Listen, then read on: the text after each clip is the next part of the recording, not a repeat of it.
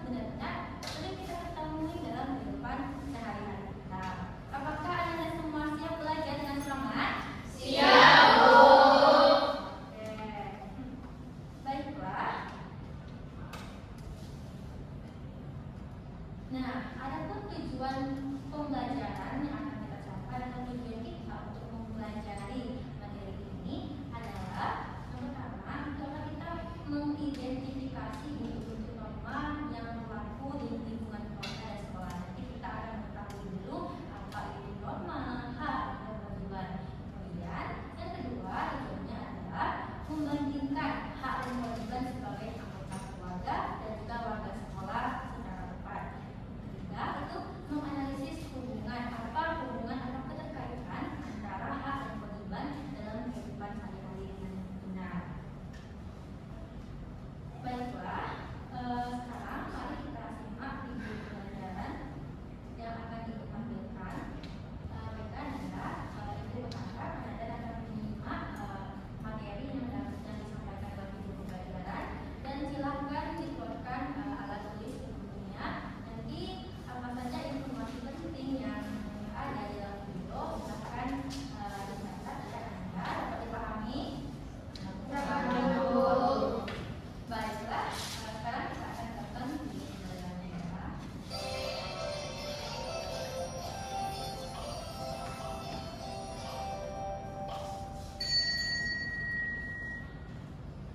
Assalamualaikum warahmatullahi wabarakatuh.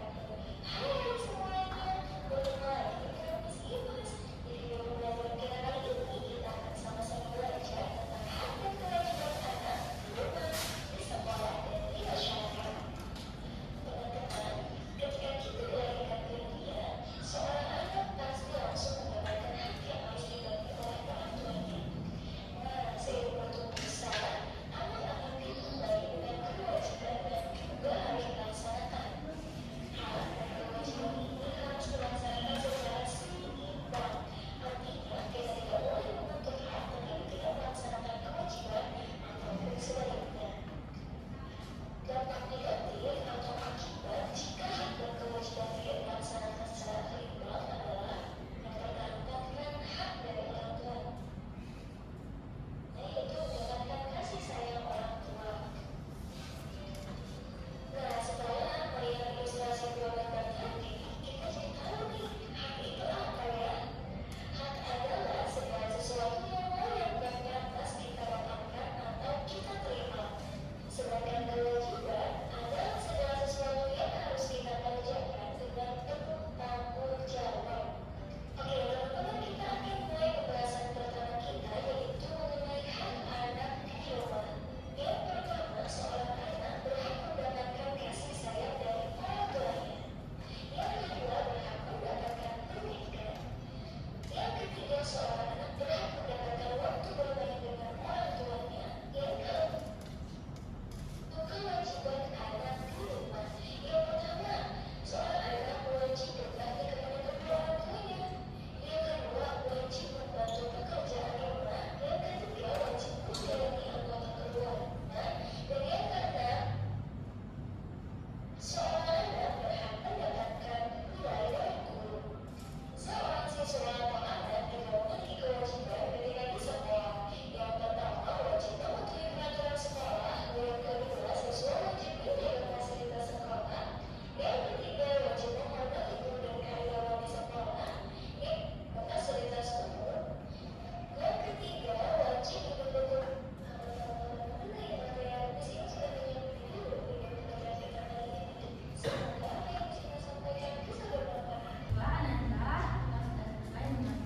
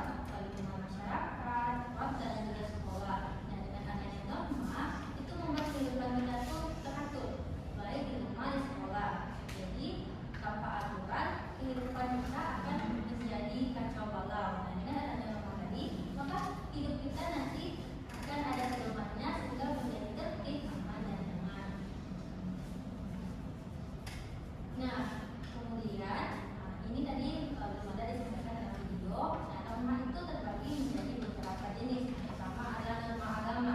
Norma agama itu aturan yang berasal dari ajaran Tuhan dan harus dipatuhi oleh setiap pemeluk agama. Nah, di sini Anda semua beragama Islam.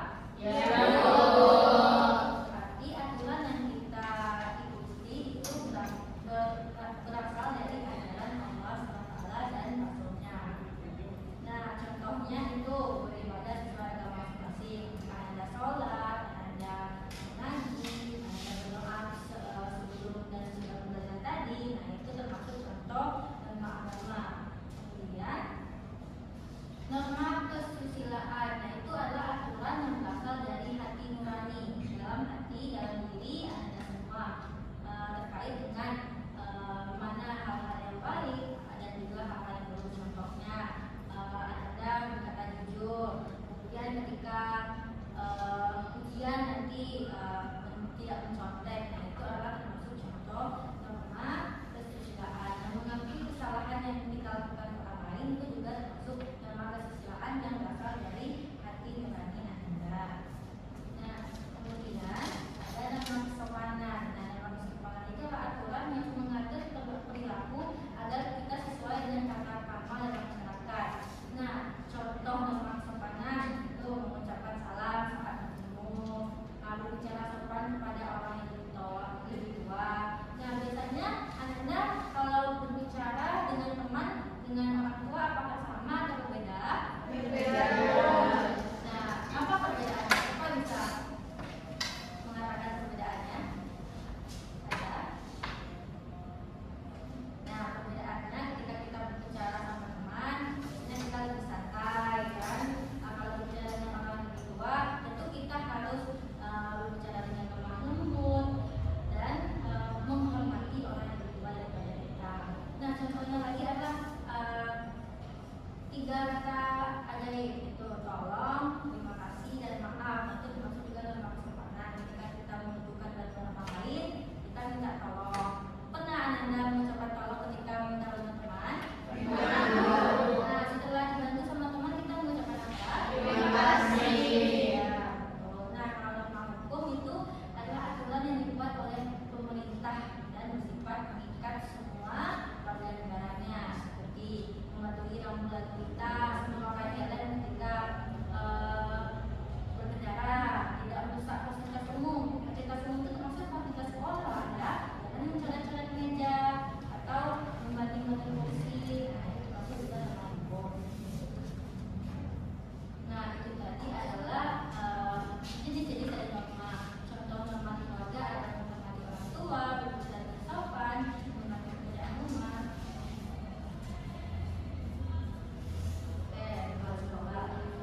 Nah, lalu hak dalam kehidupan keluarga dan sekolah. Hak itu adalah sesuatu yang berhak kita terima atau dapatkan. Jadi hak ini setelah Ananda semua lahir ke dunia, Ananda sudah punya yang namanya hak. Hak itu adalah sesuatu yang melekat pada diri setiap manusia. Nah, tadi di video ada yang ingat nggak? Apakah mana yang lebih dulu dilakukan? Apakah hak atau kewajiban? Siapa yang ingat? Kewajiban dulu itu. Kita siapa tadi yang menjawab? Meli sama Mutiara, ya? Nah, silakan pertanyaan buat Meli sama Mutiara. Nah, benar, kita harus melakukan kewajiban kita terlebih dahulu kepada orang lain, baru nanti kita bisa mendapatkan hak kita. Jadi kedudukan antara hak dan kewajiban itu sama. Kita bahas dulu contoh-contoh hak. Nah, contoh hak tadi ada mendapatkan kasih sayang, mendapatkan tempat tinggal, mendapatkan perlindungan. Nah, Ananda bersekolah di sini, di sekolah pada orang tua adalah hak Ananda untuk mendapatkan pendidikan yang layak. Nah, kemudian ibu mengajar Ananda ini, ibu melaksanakan kewajiban ibu sebagai guru, dan Ananda mendapatkan pelajaran dari ibu, itu termasuk hak Ananda di sekolah. Nah, Anda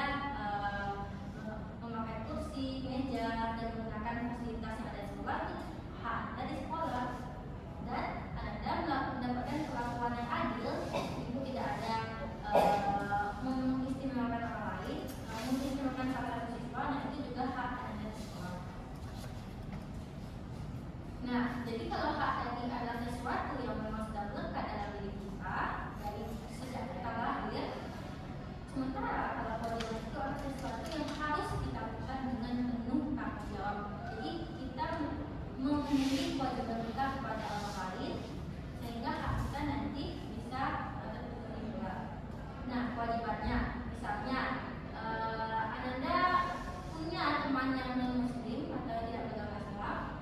Punya.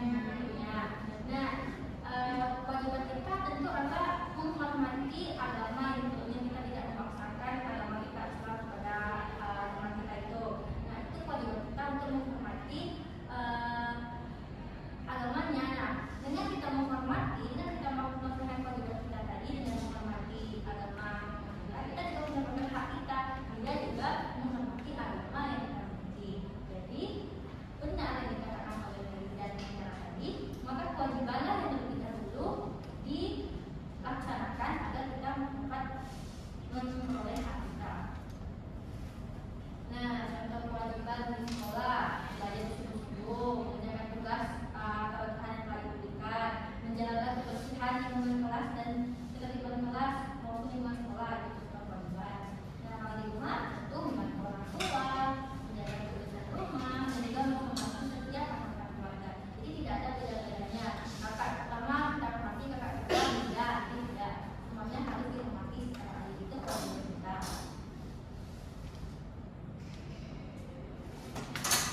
Nah, hubungan hak dan kewajiban. Jadi hak dan kewajiban tadi seperti yang telah Ibu sampaikan harus berjalan seimbang. Tidak ada yang lebih penting hak atau lebih penting kewajiban, tapi kedudukannya itu sama. Nah, sebelum kita menerapkan hak dari orang lain, kita harus melaksanakan kewajiban kita dengan baik. Dan jika semua orang itu melaksanakan kewajibannya, maka hak setiap orang juga akan terpenuhi.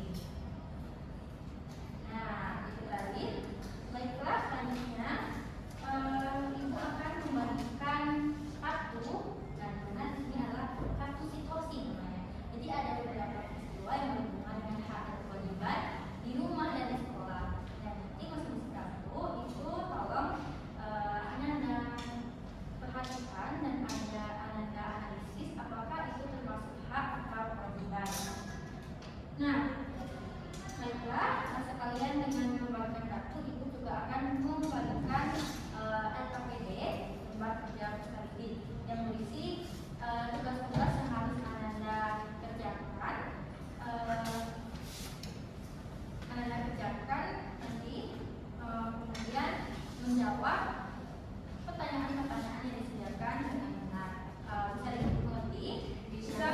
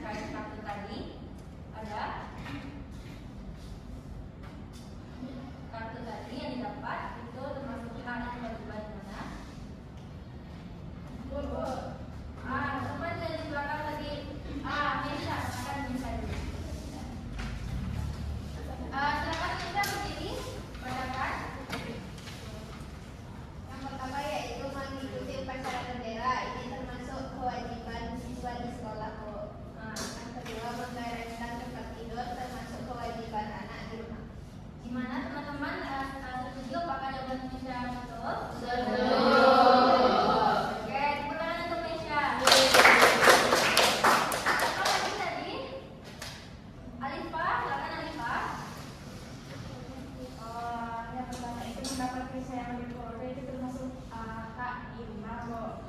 Terus membuang sampah pada tempatnya itu kewajiban di rumah dan sekolah.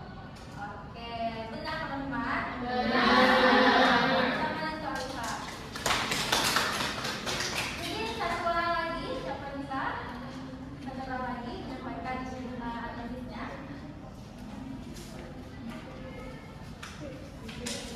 Ada? Silakan Meli. Tentunya itu bermain dalam sekolah itu merupakan hak anak-anak. Satu aja dapat Meli ya, Bu. Oke, betul?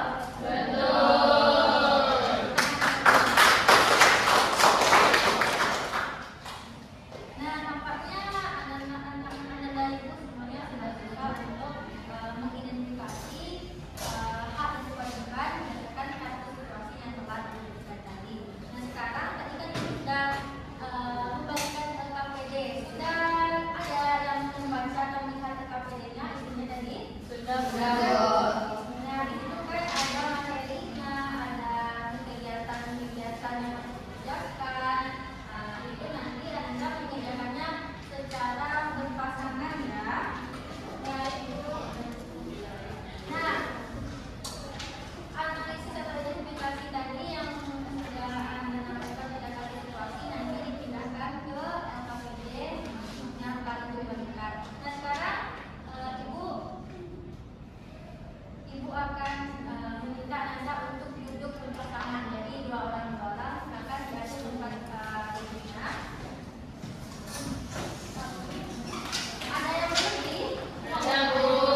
Berarti satu kelompok 3 orang, yang lain 2 orang ya. Ayo Anda, silakan mulai mengerjakan kegiatan-kegiatan yang ada di dalam KPD. Ya, ini dulu nama kita kedua, ada siapa? Nah, mengerjakannya mulai dari kegiatan 1 ya, lalu lanjut ke kegiatan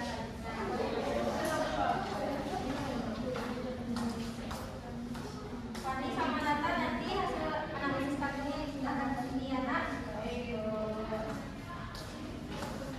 Saya siap sudah paham. Ada yang kurang mengerti semua? Nah, ini ketiga ya, ini sama ya. Ada yang kurang dipahami? Bisa, Ikan? Nah. Ah ya, gitu. Nah,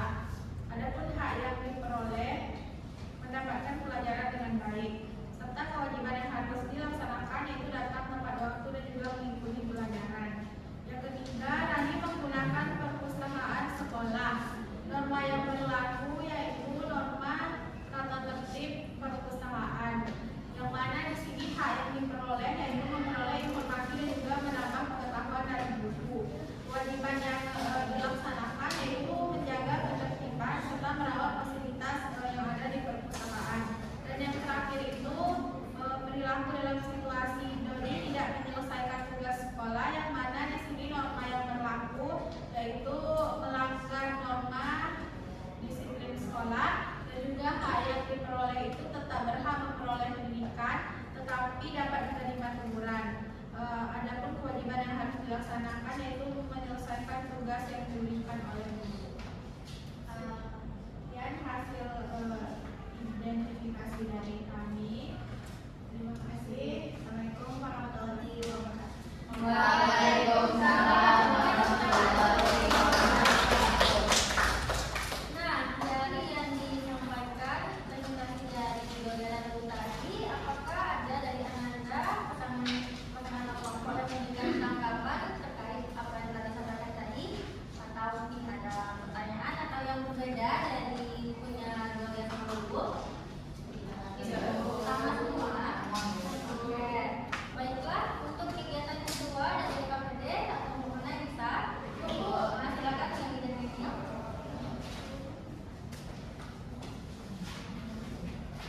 Baik teman-teman, tolong perhatikan. Assalamualaikum warahmatullahi wabarakatuh. Waalaikumsalam warahmatullahi wabarakatuh. Di sini kami akan mempresentasikan kegiatan 2 dan kegiatan 3. Untuk kegiatan 2 di sini diminta untuk membandingkan hak dan kewajiban di lingkungan keluarga dan di lingkungan sekolah. Kalau hak di lingkungan keluarga, yang pertama itu mendapatkan kasih sayang, perlindungan, makanan, dan tempat tinggal. Kalau hak di lingkungan sekolah yaitu mendapat pendidikan, bimbingan guru, serta menemukan fasilitas sekolah. Untuk kewajiban di lingkungan keluarga, yang pertama itu menghormati orang tua, membantu pekerjaan rumah, dan menjaga kebersihan rumah. Kalau kewajiban di lingkungan sekolah yaitu mematuhi tata tertib sekolah, mengerjakan tugas, serta menjaga kebersihan kelas. Adapun kegiatan ketiga yaitu menganalisis hubungan hak dan kewajiban. Adapun tabel analisisnya, poin pertama yaitu nyarani.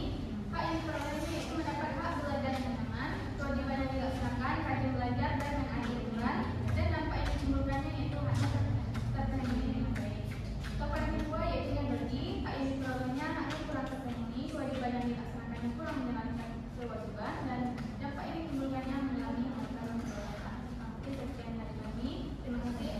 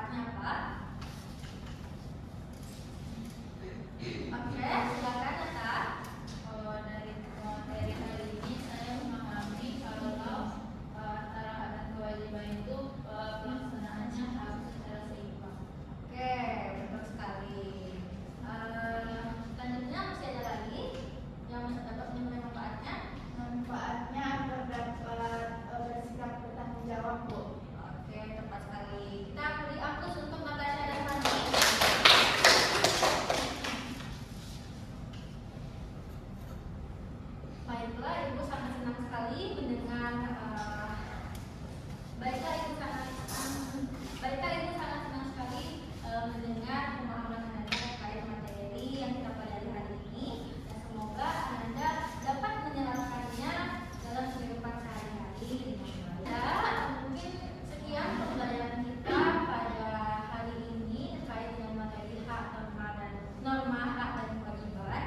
Nah, sekarang Ibu ingin bertanya kepada Ananda, bagaimana perasaan Ananda ketika kita melakukan pembelajaran pada hari ini dengan menggunakan media seperti tadi situasi, kemudian kita menggunakan KPD, dan juga KPD-nya dikerjakan secara berpasangan dengan teman semampu dan saling bertukar pikiran. Apakah menjadi lebih menyenangkan atau bagaimana? Siapa yang